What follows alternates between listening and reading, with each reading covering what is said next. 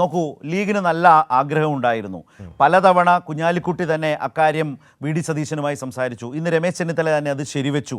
എന്നിട്ടും അത് നടക്കാതെ പോയി. അത് പ്രതിപക്ഷ നേതാവിൻ്റെ ഒറ്റ താല്പര്യത്തിൽ മാത്രം നടക്കാതെ പോയത്. അദ്ദേഹം പറഞ്ഞതാണ് ആ വാതിൽ അടച്ചു കഴിഞ്ഞു എന്നാണ് പറഞ്ഞത്. ഇന്ന് നിലമ്പൂരിലെ വിധി വന്ന ഉടൻ തന്നെ KPCC പ്രസിഡന്റ് പറഞ്ഞത് എന്താണ്? അങ്ങനെ ആ വാതിൽ അടഞ്ഞിട്ടില്ല, അത് ഞങ്ങൾ ചർച്ച ചെയ്യും. അപ്പോൾ തൊട്ടപ്പുറത്ത് രമേശ് ചെന്നിത്തല അത് പറയുന്നു, മുസ്ലിം ലീഗിൻ്റെ താല്പര്യം. ഇതില്ലാതിരുന്ന ഏക മനുഷ്യൻ എന്ന് പറയുന്നത് പ്രതിപക്ഷ നേതാവായിരുന്നു എന്ന് ഇന്നത്തെ അടക്കം പ്രതികരണങ്ങളിൽ കോൺഗ്രസ് പാർട്ടി തന്നെ ബോധ്യപ്പെടുത്തിയിട്ടുണ്ട് ആളുകളെ. ഞാനതാണ് പറഞ്ഞത്. ഇല്ല, പ്രതിപക്ഷ നേതാവ് ഒട്ടും മിണ്ടിയിട്ടുമില്ല.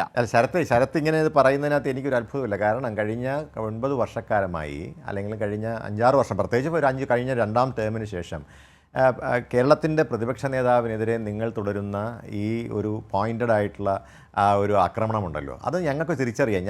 ഞങ്ങളുടെ ക്യാപ്റ്റൻ, നിങ്ങൾ ഞാൻ പറഞ്ഞതല്ല, നിങ്ങളുടെ KPCC പ്രസിഡന്റ് അദ്ദേഹത്തിന്റെ പത്രസമ്മേളനം ഞാൻ കേട്ടല്ലോ. ഞാൻ ആ പത്രസമ്മേളനം അദ്ദേഹം പറഞ്ഞത് വാതിലുകൾ അടഞ്ഞിട്ടുണ്ടെങ്കിൽ താക്കോലുണ്ടല്ലോ, തുറക്കാൻ താക്കോലുണ്ടല്ലോ. അപ്പൊ ഇത് ഞങ്ങളെ സംബന്ധിച്ചിടത്തോളം അതാണ് പറഞ്ഞത്. താക്കോലില്ലാത്ത വിധം പ്രതിപക്ഷ നേതാവ് ക്ലോസ് ചെയ്ത ചാപ്റ്ററാണ്. ഇല്ല, അദ്ദേഹം ഈ ഘട്ടത്തിൽ KPCC പ്രസിഡന്റിനെ സംബന്ധിച്ച് അത് പറയേണ്ട യാതൊരു കാര്യവുമില്ല. അത് പിന്നീട് പരിശോധിക്കാമെന്ന് പറഞ്ഞാൽ മതി. പക്ഷേ സുഹൃത്തുക്കളുടെ ഭാഗമായിട്ട് അദ്ദേഹം പറഞ്ഞൊരു മറുപടിയായിട്ട് അതിനെ കണ്ടാൽ മതി.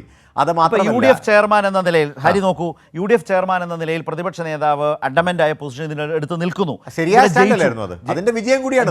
ജയിച്ച ഘട്ടത്തിൽ അങ്ങനെയാണെങ്കിൽ റീഓപ്പൺ ചെയ്യുമെന്ന് ഇവർ പറയുമ്പോൾ ഈ നേതാക്കൾക്ക് അങ്ങനെ ആ ശരിയായ സ്റ്റാൻഡ് എടുത്തതിൽ ചില വിയോജിപ്പുകൾ ഉണ്ടായിരുന്നു. അൻവർ കൂടി ഉണ്ടായിരുന്നു എങ്കിൽ അൻവർ എഫക്റ്റ് ഉണ്ട് എന്ന് പറയുന്നത് യഥാർത്ഥത്തിൽ UDF ചെയർമാൻ എടുത്ത നിലപാടിന് ഘടകവിരുദ്ധമാണ്. അല്ലല്ല, ഞാൻ പറയട്ടെ, UDF ചെയർമാൻ എല്ലാവരുമായിട്ടും ആലോചിച്ചിട്ടാണ് തീരുമാനങ്ങൾ കൈക്കൊള്ളുന്നത്. എനിക്കറിയാവുന്ന, വ്യക്തിപരമായി എനിക്കറിയാവുന്ന പ്രതിപക്ഷ നേതാവ് ശ്രീ V.D. സതീശൻ, അദ്ദേഹം ഒരു ഏകപക്ഷീയമായി തീരുമാനങ്ങൾ എടുക്കുന്ന ആളേ അല്ല.